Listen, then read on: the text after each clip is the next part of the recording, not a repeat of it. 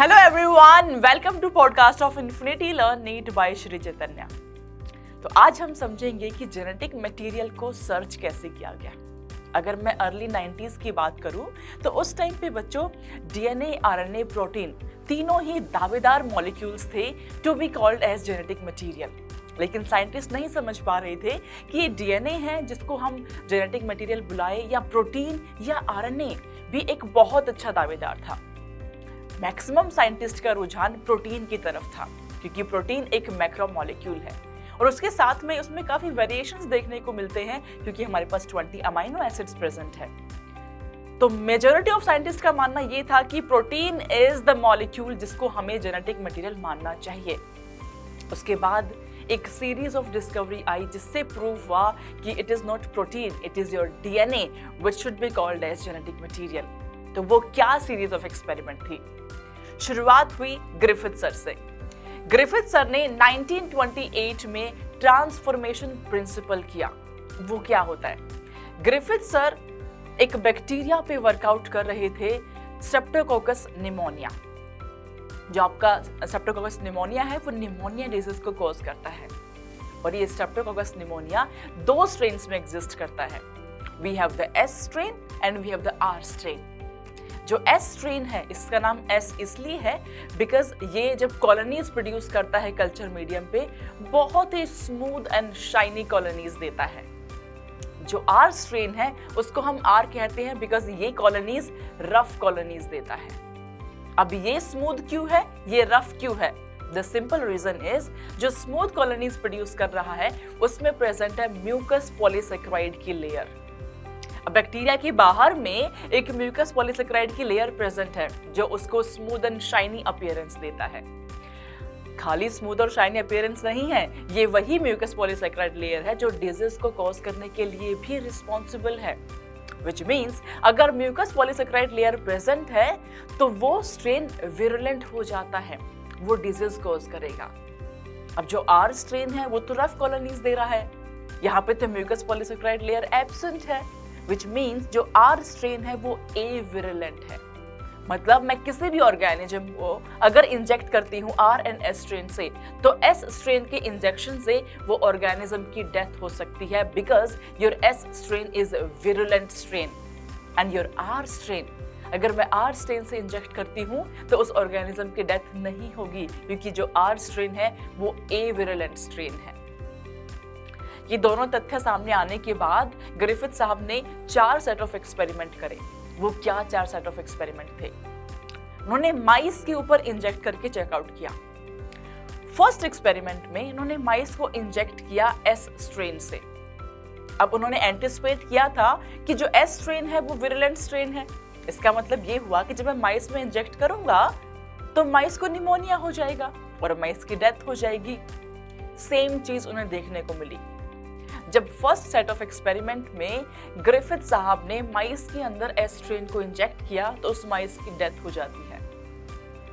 Second set of experiment में माइस में जब हमने आर स्ट्रेन को इंजेक्ट किया, अब आर स्ट्रेन तो ए विरुलेंट स्ट्रेन है, विच मीन्स निमोनिया वहां पे नहीं होगा।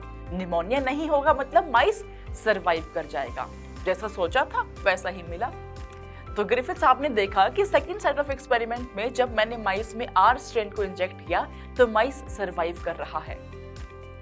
अब उन्हें लगा कि थोड़ी सी क्यूरियोसिटी जब बढ़ना शुरू हुई, उन्हें महसूस हुआ कि यार मैं एस स्ट्रेन को हीट किल करके देखता हूँ।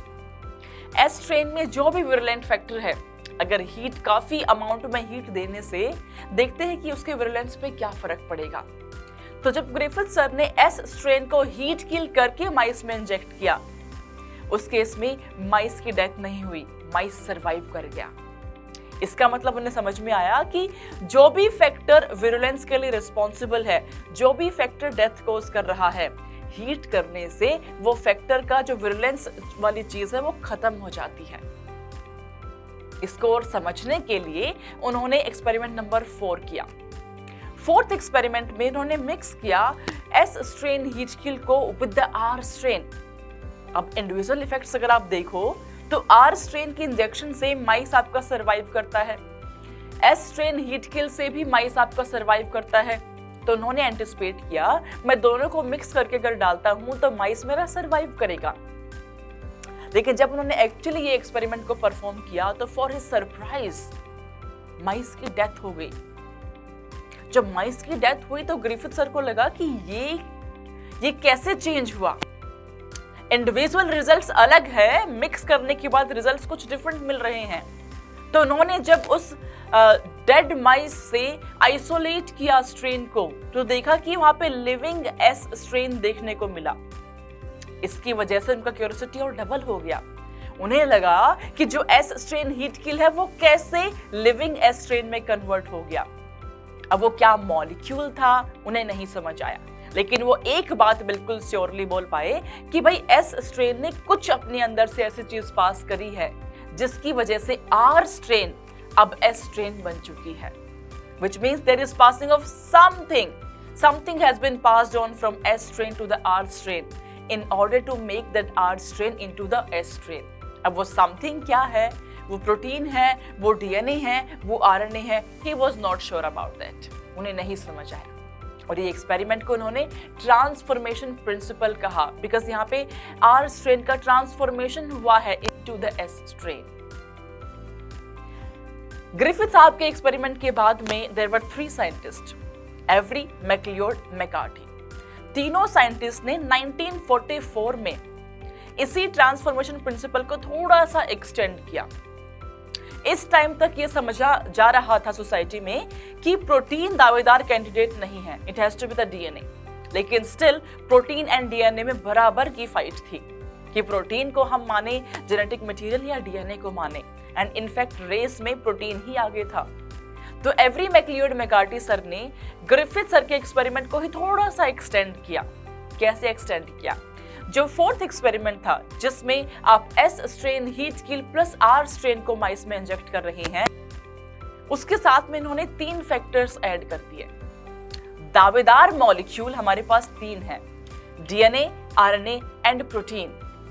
अगर मैं प्रोटीएज रिएक्शन में डालती हूं तो वो प्रोटीन को डाइजेस्ट कर लेगा, और अगर प्रोटीन डाइजेस्ट हो गया विच मीन्स कि अब ट्रांसफॉर्मेशन नहीं होना चाहिए अगर प्रोटीन जेनेटिक मटेरियल है तो। सिमिलरली अगर मैं उस सेट ऑफ एक्सपेरिमेंट में आरएनएस को डाल देती हूं तो आरएनएस आरएनए को डाइजेस्ट कर लेगा। आरएनए डाइजेस्ट अगर हो गया तो अगर आरएनए जेनेटिक मटेरियल है तो ट्रांसफॉर्मेशन वहां पे नहीं होगा। Similar with the DNA. तो 3 सेट ऑफ एक्सपेरिमेंट्स को किया गया। एक केस में डीएनएस को रखा, दूसरे में प्रोटीएज, थर्ड में आरएनएस। आरएनएस वाले केस में देखा गया कि ट्रांसफॉर्मेशन हुआ, मतलब माइस की डेथ हुई। माइस की डेथ हुई विच मीन्स कि RNA can not be the responsible factor. Similarly protein वाले केस में भी देखा गया कि प्रोटीएज डालने के बाद भी ट्रांसफॉर्मेशन हो रहा है, माइस की डेथ हो रही है। It means protein can not be the genetic material. लेकिन थर्ड केस में जहां हमने डीएनए को ऐड किया था, डीएनए डाइजेस्ट होने की वजह से ट्रांसफॉर्मेशन नहीं हुआ और माइस वहां पे सरवाइव कर रहा था। तो एवरी, मैकलियोड, मैकार्थी ने कंक्लूड किया कि it is your DNA which should be called as genetic material. उन्होंने कहा कि इस एक्सपेरिमेंट से प्रूव होता है कि आरएनए या प्रोटीन नहीं ट्रांसफर हुआ है, एस स्ट्रेन से आपका डीएनए गया है आर स्ट्रेन में, जिसकी वजह से आर स्ट्रेन आपका अब एस स्ट्रेन बन चुकी है। लेकिन उस टाइम पे जितने भी साइंटिस्ट थे उन सबका मानना था कि प्रोटीन इज द एक्चुअल दावेदार मॉलिक्यूल, प्रोटीन ही जेनेटिक मटेरियल है। तो इस एक्सपेरिमेंट को उतना तवज्जो नहीं मिला जितना ये डिजर्व करता था और इस केस को खारिज कर दिया गया। इसके बाद 1944 के बाद में 1952 में जाकर के 2 साइंटिस्ट, हर्शे एंड चेज, वो 2 साइंटिस्ट ने एक ऐसा प्रूफ हमारे सामने रखा जिसको हम डिनाई नहीं कर सकते, जो कि एक फाइनल प्रूफ था, जो कि अनइक्विवोकल प्रूफ है that DNA is the genetic material. बच्चों 2023 में भी क्वेश्चन आया था, 2017 में भी क्वेश्चन आया था that which experiment proves that DNA is your genetic material, which one is the unequivocal proof, undeniable proof या final proof। ये 3 वर्ड में से कुछ भी लिखा हो, आपको सिंपली चूज करना है हर्शे एंड चेज एक्सपेरिमेंट। अभी क्या एक्सपेरिमेंट था? हर्शे एंड चेज सर ने सिंपली बैक्टीरियोफाज को लिया। बैक्टीरियोफाज क्या होता है? Viruses which eats bacteria, they are your bacteriophage. अब बैक्टीरियोफाज में आपके पास दो ही चीजें प्रेजेंट है, एक तो आउटर कैप्सिड मॉलिक्यूल जो प्रोटीन से मिलकर बना है और उसके अंदर प्रेजेंट है जेनेटिक मटेरियल जो कि आपका डीएनए है। तो बैक्टीरियोफाज में दो ही चीजें हैं, प्रोटीन एंड डीएनए। इन्होंने बैक्टीरियोफाज को रेडियो एक्टिविटी के साथ में यूज किया। दो केस लिए, केस 1 केस 2।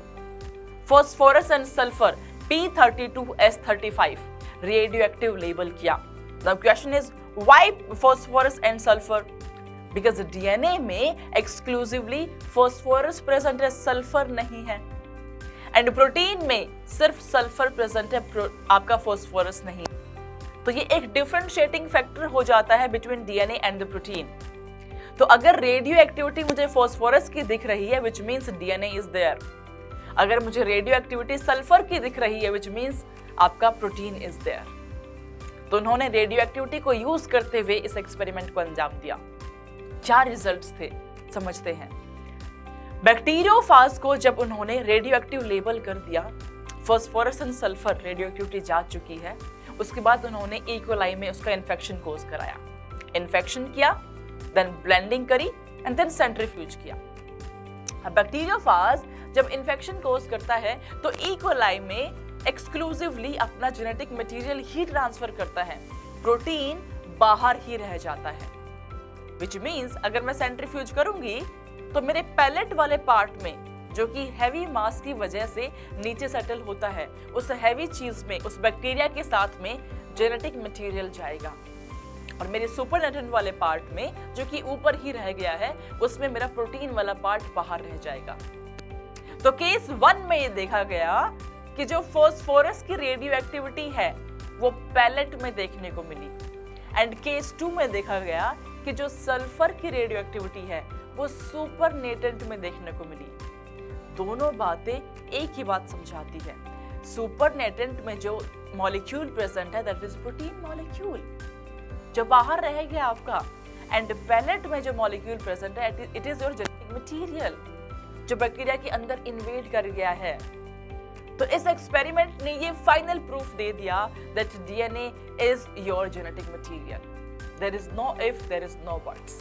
तो एवरी मैक्लियोड मैकार्टी सर ने प्रूव तो किया, लेकिन उनका जो रिजल्ट था वो मान्य नहीं हो पाया ड्यू टू XYZ रीजंस।